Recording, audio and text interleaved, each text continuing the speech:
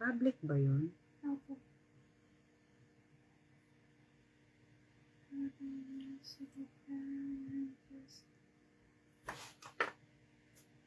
DFC.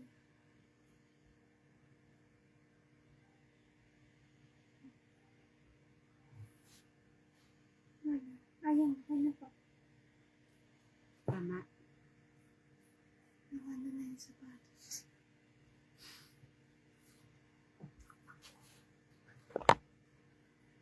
Ano po?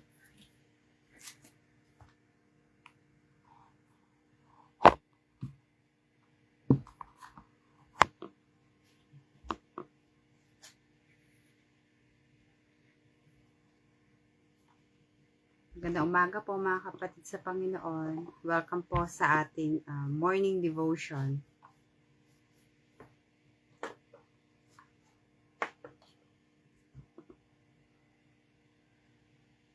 Good morning po. Good morning po sa bawat isa. Mapagpalang umaga po mga kapatid. Pumabasa.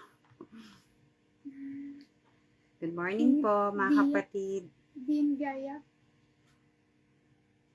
Din Gayak, Miss Nila. Sister Nila. Hi po.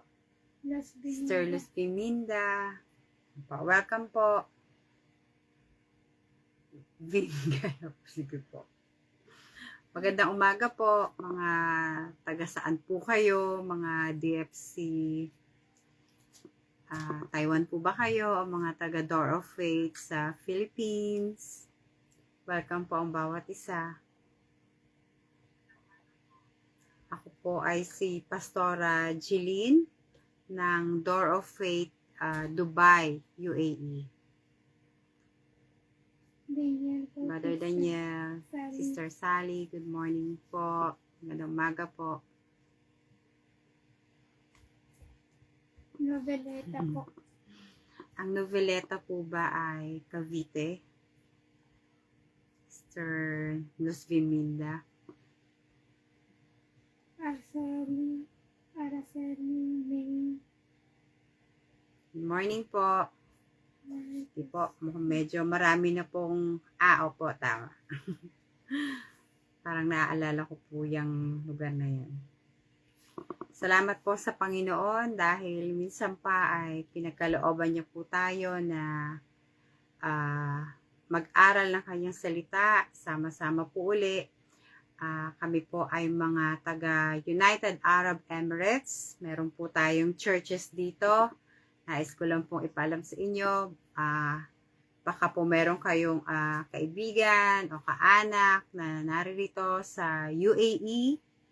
I-message nyo lang po kami para sila po ay ma-invite namin na dumalo sa ating mga gawain.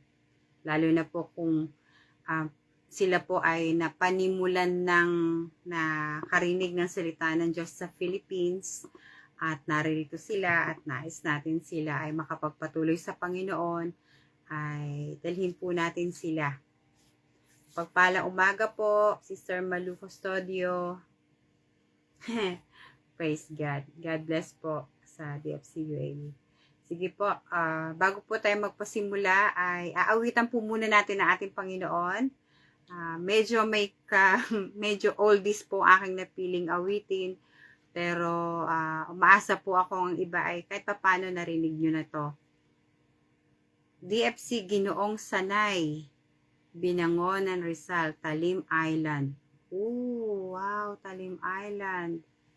O nga po, no, medyo matagal na rin yung mga churches dyan sa Talim Island. Kasing tanda na yan ng taga-sentro. Amen, di ba? Matagal na yan eh. Sige po. Awitin po natin yung Majesty, worship His Majesty. Unto Jesus be all glory, power, and praise. Amen. Sige po. Sabayan na lang po natin yung galing sa YouTube.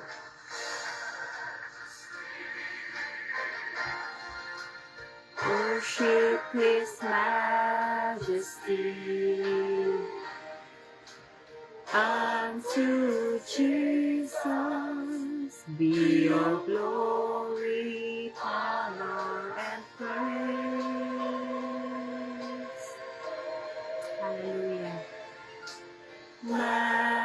majesty,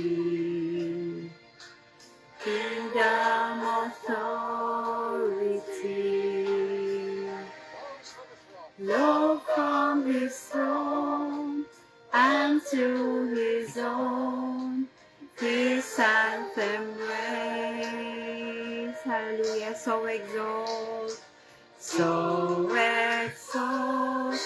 lift up on high the name of Jesus. Magnify, come glorify Christ Jesus the King. Majesty, majesty, worship his majesty. Jesus who died, now glorified, King of all kings. So exalt, lift up on high the name of Jesus. Purihin natin ang Panginoon. Magnify, come glorify Christ Jesus the King.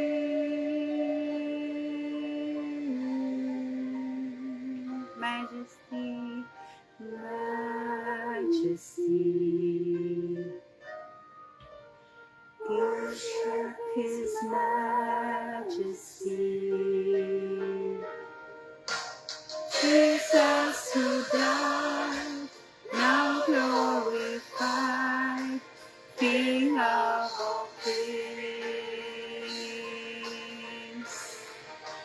Jesus who died, now glorified, King of all kings.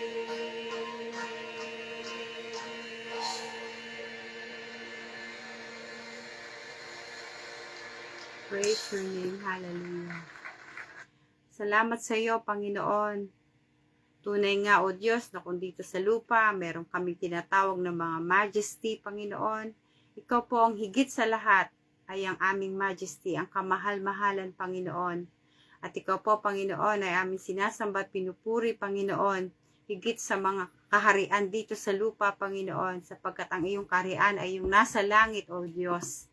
Maraming salamat sa opportunity, Panginoon, na sama-sama kaming sumasamba, dumadalangin, nagpupuri, at dumudulog sa inyong harapan, O Lord. Maraming salamat po sapagkat tinipo nyo kami, bagamat ang lahat kami, halos karamihan ay nasa online.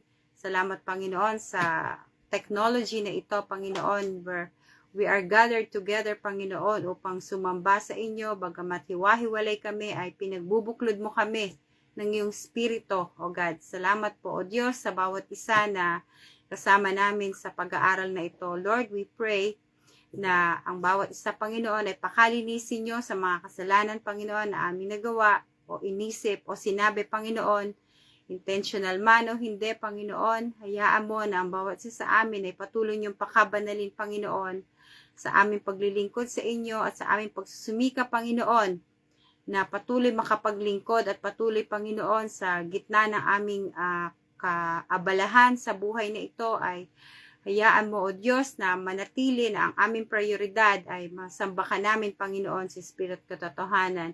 And Lord, we ask you, O God, to help us as we study. Kayo po ang magsalita at kayo po, Panginoon, ang patuloy na magbigay ng inspiration. Your Holy Spirit be upon each and every one of us, Panginoon. At hayaan nyo na ako naman ang aking sabihin ay manggaling sa inyo bilang paalaala at kalakasan sa amin na sa araw na ito, Panginoon, ay magampanan namin ang aming mga tungkulin either sa work or sa aming mga tahanan, Panginoon, o sa churches, O God. Salamat po, kayo po ang siyang malwalhati sa pangalan ni Jesus. Amen. Amen and amen. Welcome back, Sister Merly Mercado. Yan.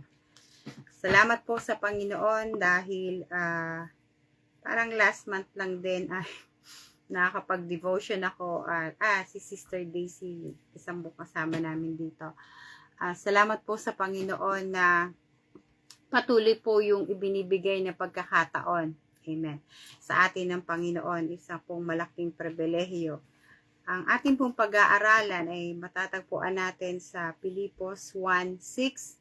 Ito po ay isang very popular o madalas pong gamitin na ituro kahit po sa mga Bible study at mga sa pulpito. At ito po ang sinasabi, kung ano man ang inyong version, I would be very happy na sabay-sabay po tayong magbukas at magbasa ng Biblia. Philippians 1:6. Natitiyak kong ipagpapatuloy ng Diyos ang mabuting gawain na simulan niya sa inyo hanggang sa araw ng pagbabalik ni Kristo Jesus. Ito po ay matatagpuan sa Filipos 1:6. Ito po this is a very nare-recite na nga po siguro natin ng agad-agad. Sabi, He who began a good work in you will be faithful to complete it. Amen. Good morning, Sister Gloria. Yeah. So, meron pong si Stephen Covey po ay isang magaling na motivational speaker at meron po siyang isang quote na sikat po to in 1990s or year 2000. Sabi po niya sa 7 habits of effective people, isa po doon ay begin with an end in mind. Begin with an end in mind. Ibig sabihin po, kung ano man yung ating pinasisimulan, ay dapat malinaw din sa atin kung ano yung magiging dulo nun o resulta nun. So, halimbawa po nun yung mga batang nag-aaral. So, ano po yung malamang dulong resulta nun? Ano yung end nun? Kapag ako, for example, I am studying today. Siyempre, ang end mind ko ay makagraduate. Tama po ba? Kung tayo po ay magtatayo ng building mula sa papel hanggang sa maitayo yung building, in the beginning ay papel, pero ang end mind natin, maitatayo yung building kahit sintaas ng Burj Khalifa dito sa Dubai, di ba? So, ang end mind po natin ay bilang mga Kristiyano ay nagsimula, begin when we got to know the Lord. Kung tayo po ay nakakilala sa Panginoon, yun po yung begin natin. Doon po nagsisimula yung journey natin bilang Kristiyano. So, ano yung end nun? End in mind. Ito po yung nandirito sa verse na to. Habe, mabuting gawain na sinimulan, which is in the beginning natin bilang mga Kristiyano, hanggang sa araw ng pagbabalik ni Kristo Jesus. Yun yung ating end mind. Yun yung ating end result. Amen. Hallelujah, Sister Dolly. Yun yung ating end mind na nasa isip natin. Na ang kaduluduluhan natin ay hanggang sa pagbabalik ng Panginoon ay makukumplete natin yung ating pagkakilala, paglago sa Panginoon. Hindi po yung ating begin with an end mind ay bigla na lamang begin tapos na postponed. Nagbegin, nag-backslide. Nagbegin, na forgot. Nagbegin, nag-stop. 'Di ba? Marami pong iba't ibang situation. Minsan po sa totoo lang, yung pong mga nakakilala sa Panginoon sa Philippines, pero pag dumating sa ibang bansa, hindi sila agad nakakatagpo ng mga gawain. It will take, sabihin nila, finally natagpuan nila ang isang church. 2 taon na pala sila dito. At wala silang direction kung saan ang gawain. So, minsan that really sadden me kapag narinig kong gano'n. Parang, mahirap pa talaga maghanap. Alam ko, bibigyan ka ng Lord ng church. So, patumpik-tumpik ang buhay Kristiyano, 'di ba? Kasi hindi alam kung ano yung dulong dapat na marating ng kanyang pagkakilala, yung kanyang sinimulang pagkakilala sa Panginoon. Sabi po, ang buhay ng nating mga Kristiyano para tayong isang nasa race, takbuhan, 'di ba? Alam ho ninyo, pagka tayo nasa takbuhan, pagka sinasabing end in mind, alam natin na pagka yung start line, no? Bang! Babaringgalo, tapos takbuhan na. Tapos, ano yung mind natin? Hindi sa start. Pag hindi kayo umalis dun sa start, hindi kayo makakarating dun sa finish line.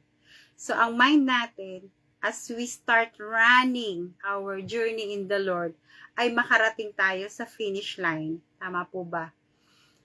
Hindi po tayo makararating sa finish line if we have stopped. Kailangan po dire-diretso tayo. At minsan kung hihintuman tayo because of some situation, still, we need to proceed. Kasi yun yung dapat na mangyari.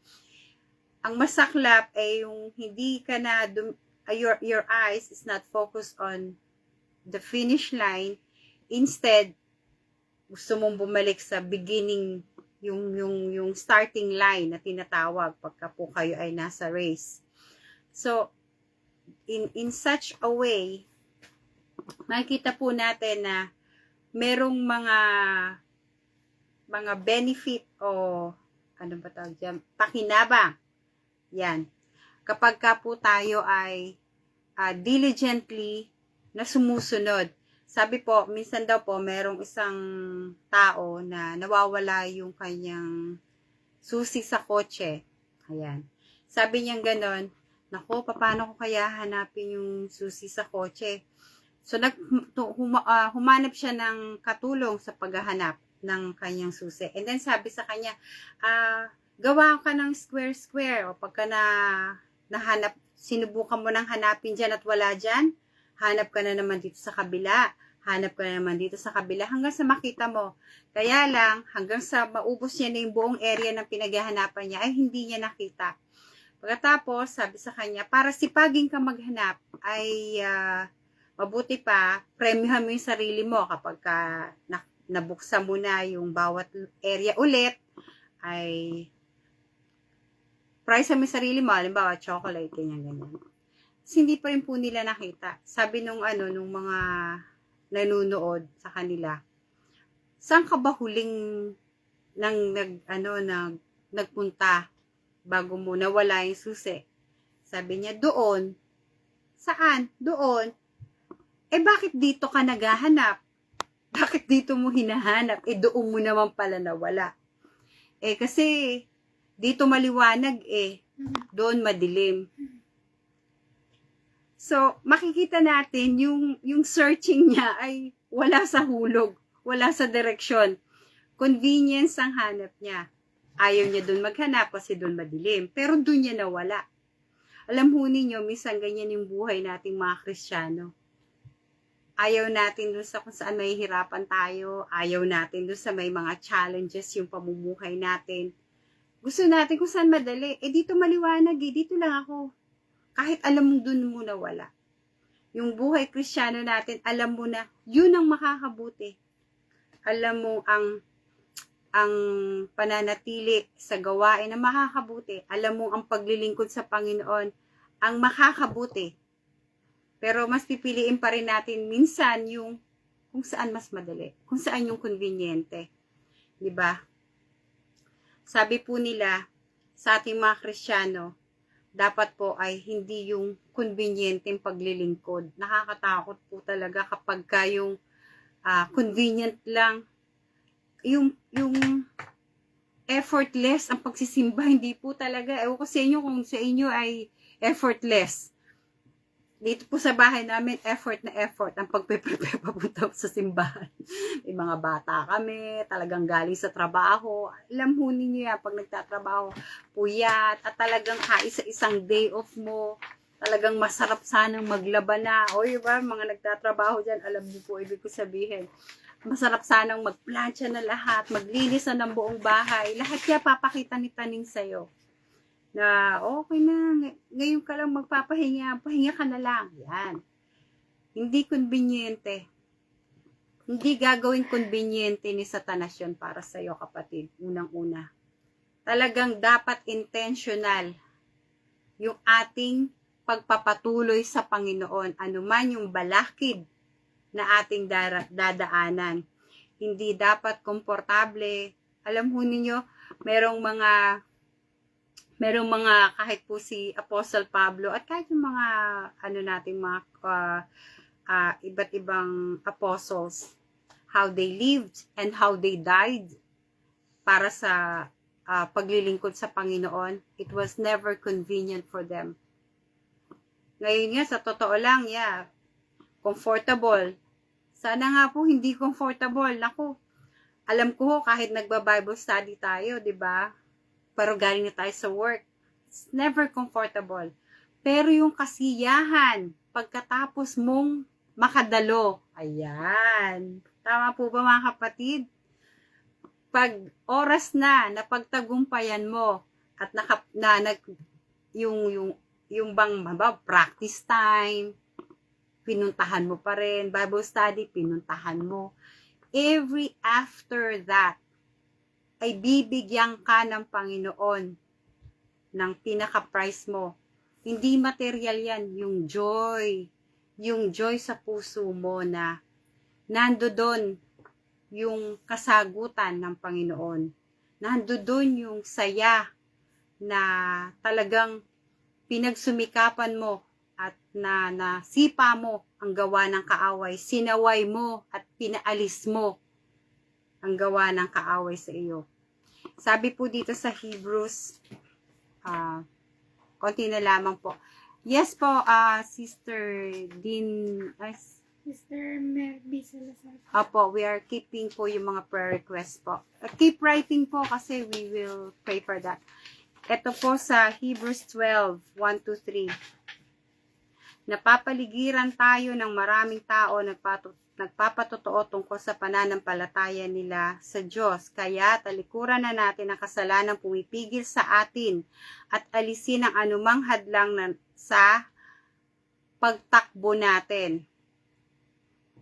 Ituon natin ang ating paningin kay Jesus na siyang sandigan ng ating pananampalataya sa simula hanggang sa katapusan. So talagang napakalinaw, 'di ba? Sa simula, kailangan dun sa katapusan. At yung katapusan natin ay ano yung nandoon? Yung complete hanggang pagbabalik ng ating Panginoong Hesukristo. Tiniis niya ang paghihirap sa krus at hindi niya ikinahiya dahil iniisip niya ang kaligayahang naghihintay sa kanya.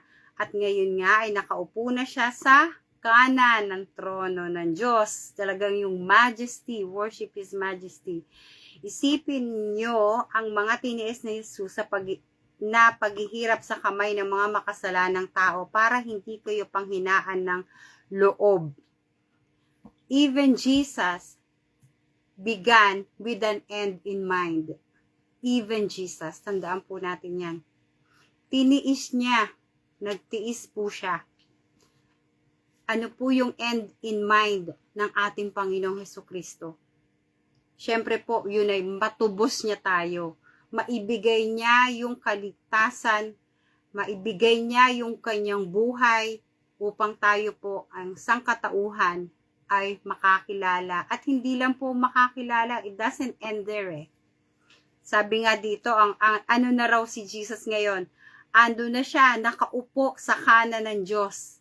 Kaya in the future, ano na daw si Brother Edgardo, si Brother Joe, Sister Merly, isang araw, Sister Daisy, ayan, isang araw ay nando na rin tayo sa langit, sa tabi ng ating Panginoong Hesukristo.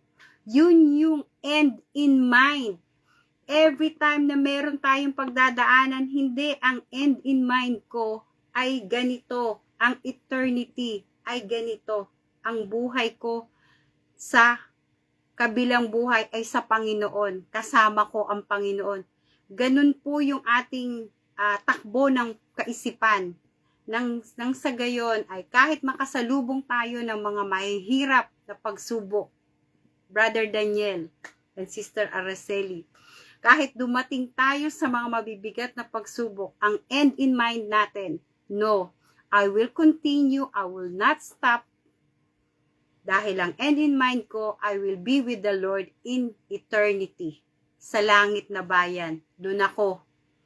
Para sa ganun, kahit ano pang problema natin, ano pa mang ipukol sa atin ng kaaway, ay siya na yung susuko. Dahil tayo ay meron tayong specific na nasa ating isip at lagi nating inilalapit sa Panginoon na tayo ay makapagpatuloy. Amen. Salamat po mga kapatid. Nawa ay imparted important na encouragement sa bawat isa. Sister Dean. Magpapatuloy po tayo through prayer. Meron pa po tayong ilang minuto, 3 minuto. Sige po, Sister Mer B. Salazar, prayer for negative result ng breast cancer and financial provision. Si Pastora Cristeta, nasunugan last Tuesday, walang naisalba, pati church sunog. Ano pong church yun? Pwede po bang mabanggit, Sister Cristeta, para ma-mention natin? Okay, sige po. Habang nananalangin po tayo. Meron pa po ba dyan na nais i-include sa panalangin? Sige po. Dumulog po tayo sa Panginoon, sa kanyang trono, ng awa. DFC Tondo po. Pa. DFC Tondo. DFC Tondo. Sige po. Panalangin po natin sa Panginoon na makarecover agad. Sa Isla Puting Bato. Okay, sige po. Sige po, tayo po'y manalangin. Alfonso. O Diyos naming Ama, maraming salamat po sa inyong kabutihan. Salamat po, Panginoon, sapagkat kahit kayo, nung kayo ay narito sa lupa, Panginoon, you started your work with an end in mind. Na kahit na magtitiis kayo, kahit mahihirapan kayo sa sacrifices ninyo, na kayo ay alam nyo na mamamatay kayo sa krus ng Calvary, Panginoon, but you chose, Panginoon, na daanan yung hirap na yan, alang-alang sa inyong pagmamahal sa amin, Panginoon. And now you are seated in the right hand of the Lord, Panginoon, of our God in heaven, O God. Salamat po dahil in the same way, O Lord, as you are our example, O God, we will pursue our Christian life, Panginoon. At hayaan mo, Panginoon, na ang bawat sa amin ay anuman ang balakid, anuman ang stumbling block na ginagawa ng kaaway, ay sinasaway namin ito sa pangalan ni Jesus. At ang bawat isa, Panginoon, sa amin, lalo ni mga nasa online, anuman ang pilit na ginagawa ng kaaway para ma-distract ang kanilang paglilingkod, in Jesus' name, sinasaway namin ito. At magpapatuloy ang mga kapatiran, ano paman ang maging hadlang sa kanilang paglilingkod. And Lord, we come to you para sa isang negative na result to CT scan. Lord, I rebuke the spirit ng kasakit na breast cancer in Jesus' name. In Jesus' name. Lord, I pray na palalayain siya nito, O God. Alisin ang espiritu ng cancer, O God. We believe that there's healing in your name, O God. Nilalapit namin ito sa iyo, O Diyos. Maging malaya sa sakit na ito, O God. Lord, I pray na bagamat ang aming mga doktor ay nag-aral at alam nila yan bilang specialist sila, Lord, still, kayo po ang our greatest doctor. Kayo po ang aming greatest healer, O God. You know more than what they know, Panginoon. And you can heal more than they can do, Panginoon. And in Jesus' name we claim. We claim in Jesus' name na magiging negative ang result sa CT scan na to, Panginoon. At ngayon pa lang, pinasasalamatan namin kayo, Panginoon. Lord, we pray for financial provision, Panginoon, sa lahat ng magiging gastusing ito, O God. Gumamit po kayo ng mga tao, Panginoon, na bigla na lamang susulpot at tutulong para sa kanilang situation. Anuman ang mga bayarin, Panginoon, ay kayo po ang nagmamay-ari ng langit at lupa. Wala pong imposible sa inyo.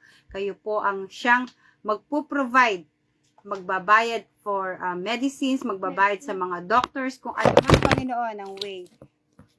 I pray, O God, that you would be able, O Lord, to clear all the payments in Jesus' name. And Lord, I pray for the church in DFC Tondo na nasunugan. Even the church ay talagang dumaan sa sunog na yan. Lord, we are saddened by the news, pero Panginoon, alam namin na meron kayong layunin sa mga ganitong pagkakataon. Nais ninyong ibangon at ipakita sa mga tao sa paligid na anuman ang gawin ng kaaway ay magagawa po ninyong maisalba at maitayo muli ang church na ito, O Lord, mula sa pagkabaksak at pagkasunog. Lord, I pray, Panginoon, na gumamit kayo ng mga tao, Panginoon, upang ma-build up lalong-lalo na yung church na yan, O Lord. I pray na from ashes ay ma-build uli ito, O God, to a better home church or church, O God. Salamat po, Panginoon, sapagkat alam namin ito inyong gawain at itataguyod ninyo ito, O God. I even pray yung mga naapektuhang kapatiran, O God. I pray for your provision for them, na magkaroon pa rin sila ng titirahan, shelter for them, and food, and clothing, O God, kung ano pa man, especially if there are children na naapektuhan ng kanilang pag-aaral, yung mga gamit sa school, Lord, I don't know kung papaano, pero ikaw, Panginoon, alam mo kung papaano gagawin that they will be provided even if na lahat ay nasunog na, O God. Salamat po sapagkat even in the middle of this situation, kayo po ay magpapakilalang Diyos ng himala, Panginoon. Salamat po sapagkat kahit may ganitong mga pangyayari, ay lalo mo lamang patutunayan that you are our God who can provide. Salamat po, O Diyos, and we claim na may tatayong muli ang sambahang ito, O God. Lord, sa bawat isa sa amin, lalo na yung mga nasa online, I pray, O God, and I bless each and every one, Panginoon, who have joined us. May your peace of Jesus be upon you. I pray for blessing for each and every one. May God protect you in all the things that you do today, and I pray that at the end of this journey in life, we have all the end in mind na tayo pong lahat ay magsama-sama sa langit at magpupuri sa Panginoon for eternity. All good things be upon to each and every one. In Jesus' name we pray. Amen and amen and amen and amen. Maraming salamat po, Sister Luz Biminda, Sister Merly, overtime na po daw ako. Bye-bye po, God bless everyone. Sister Fatima, hallelujah. Brother Joe, Sister Malu, sige po, ingatan po tayong lahat ng Panginoon sa araw na to. Hi Sister Shirley, God bless everyone.